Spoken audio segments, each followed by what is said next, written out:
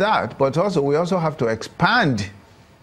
We also have to expand the economy. There are several efforts in the transport sector and so on and so forth. Efforts are being made. I mean, you're a lawyer, you believe in evidence. Yes. So if someone walks into a place and is supposed to take care of, sanitize a place and sees that place is a mess, you will see evidence of him rolling up his sleeves and getting to work. Yes. Do you see that kind of evidence? Well, I think if we agree that out of 12 months from January until now, we have been able to control and contain this disorder, we are talking of the failure rate is 1 out of 12. And the success rate is like 11 out of 12 but in terms of that. If you're measuring a failure rate, yes, if you're looking at that, controlling this disorder, you are succeeding. But your failure at a certain point, yes, the weight of your failure, yes, appears to knock off what you've done in 9 months out of 12. No, I think what I think it does is to teach you a new lesson that you have not totally succeeded, and that you still face the challenge, and that you are not entirely out of the period of what I would call the period of testing, and that you are not yet out of the trappings. Like I said, we are trapped. And these are the lessons.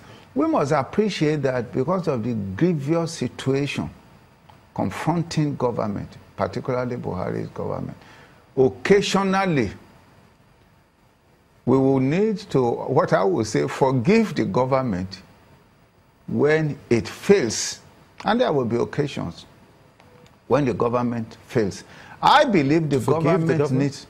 You said? Did you say forgive the government? Yes. When it has failed on its promises? When it fails. On its promises?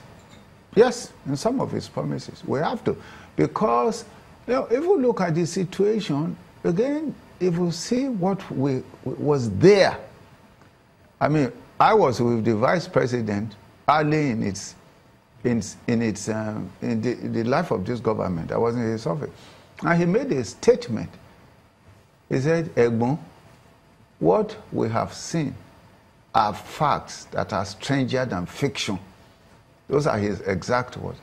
That was before all the revelation of Dasuki and all the military, the security challenges in the north, the corruption involved in the security in the north and east, and so on and so forth. He said, what we have seen are facts that are stranger than fiction.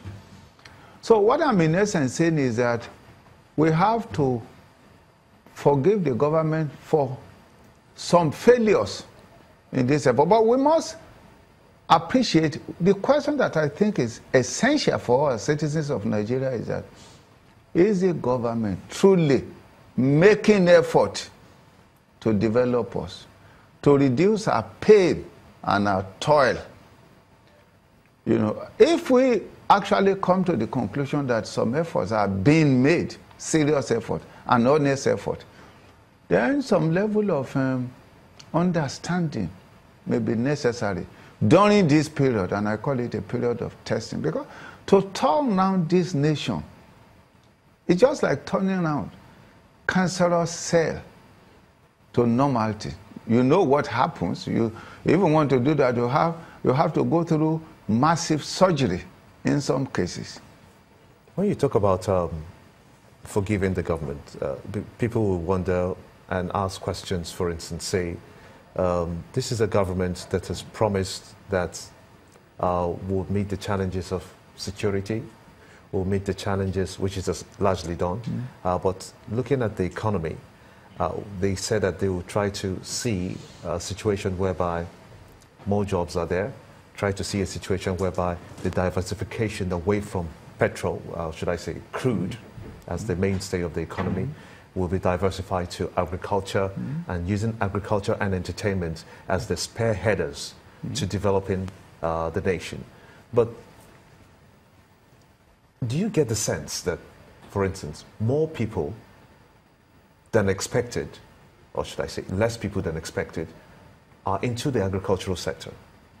What is it in the agricultural sector that the government is not getting right to attract that kind of crowds, especially the younger people, into agriculture? Well, a lot more people are going to agriculture, but you know there are different stages of agriculture.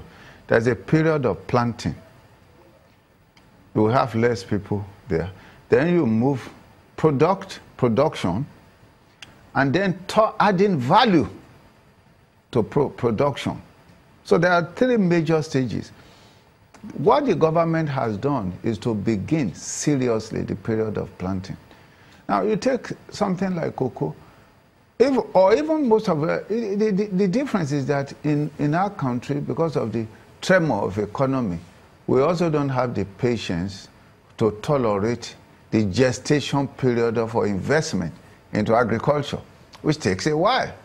You know, most of the products that produce capital will take a number of years before you can add value to increase the wealth of the nation and also employment. The level of employment that is possible, for example, when you are adding value, is different from, for example, the level of employment when you are planting. I believe a lot more people are going to agriculture, just going around the country. And not just a question of that, interest. I mean, we now have so many situations where I'm in fact invited by young Nigerians who are interested in agriculture, in development of agriculture. If they continue that process, if that process continues, we will now move to the regime on not just production, but adding value. And then when we get to that, we'll get more people employed.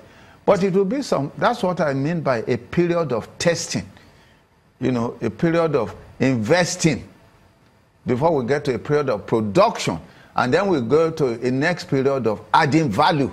Mr. Abayomi, yes. As a father, you've made promises to your children, which you say you're working to meet up with. Yes. So the level, because we're in the planting season, the level of employment is low. Yes. And then when we start harvesting, the level of employment will increase. Yes. Is it time to celebrate? No. So why would we be having the documentary of the president being put out there at this time when Nigerians are going through a harrowing time looking for fuel? Well, I think we are taking that too seriously, in my view. It's just personal statement. Nigerians are not finding it funny. Well, you know, many times it takes simple issues too seriously and serious issues too simply in the country, in my view. I have, for example, not watched it because I don't think it's the essential issue. As a man interested in the affairs, social affairs of this nation, development affairs, I don't see that as a major issue. I spend more time studying the condition of the country than, for example, to watch a documentary. But I haven't watched it, and I know lots of people who really haven't watched the documentary. But I see the documentary as merely a personal statement about the president, which we need not take so seriously. You know, the reason we are talking about it is because of our condition, present condition. And our condition is definitely challenging, you know, because employment, look, people talk about it, we've got very serious issues. Mr. Abayomi, I believe that a lot of Nigerian citizens would want to think about other things apart from a lot of the things we discuss, because if the authorities do the things they are supposed to do. Yes. So how is it that the authorities will make one promise and do a different thing? And then they'll be coming to, as you say, putting out a personal statement about their boss and how good a man he is. Is that what the citizens need to be seeing? Isn't that something that they should keep for themselves? But you know, there's public developmental issues. There is also the issue of inspiration for development, for movers. This nation, in addition to the responsibility to develop the people, we also need responsibility to create good citizens. I mean, if you look at this country, in my view, there's a whole lot of lessons to learn. Forget that the timing may not be appropriate, but we must also appreciate that there's a whole lot of lessons to learn from the life of Buhari. I mean, I once asked a question, is there even a president that has a small house, apart from Buhari, in this country? I mean, you have a man who is asked to push out his asset, and he's counting the number of cows he has. You know, there's a need, because a man becomes, you don't bring any knowledge into the world. You are inspired by the life of other people. Niccolo Machiavelli said, study the lives of those who have gone before you. See where they have succeeded or failed and learn from their experiences. It is only from the lives of other people that you can have learning to inspire you. You just mentioned the president has a small house. Yeah? Where is the house? In Kaduna. No, I'm talking of the past. I don't know what he has now. What he has, because when he declared his asset, he also mentioned the house in Abuja. Yes. But is he also a small house? No, I'm just asking, you said it's a small house. Well, I was in his house in Kaduna. I was in his house. I went with Olusegun Obasanjo, President Obasanjo, many years ago during the Arewa lecture, where we visited him. And I was quite surprised at the simplicity of his house. People like us were inspired by that. You may want to know that. But I have gone to other presidents' house and I'm amazed. I wonder where you get the money. Do you think that that piece of documentary will give Nigerians hope that perhaps we'll have a greater tomorrow than what we are facing today? Because if that documentary was meant to inspire people, as maybe his lifestyle inspires you, there are people who beg to differ and say that we need someone who speaks to issues as quickly as they happen. For instance, looking at how the DSS and the EFCC, the feud with the NIA, all of that, the president never makes any statement. But people expected, they would want to see a president who acts and is authoritative about the happenings of this country.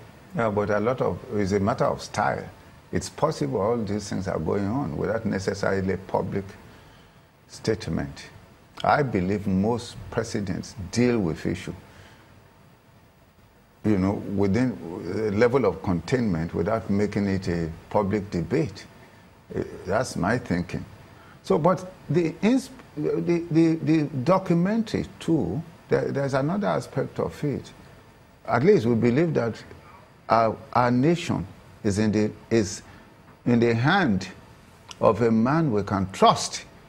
You know what? That our nation is in the hand of a man we can trust. We can trust. Okay, that's a good place to leave it. Mr. Tunji Abayomi, a legal practitioner and also a member of the APC, I might add. Thank you so much indeed for talking to us on Sunrise Daily.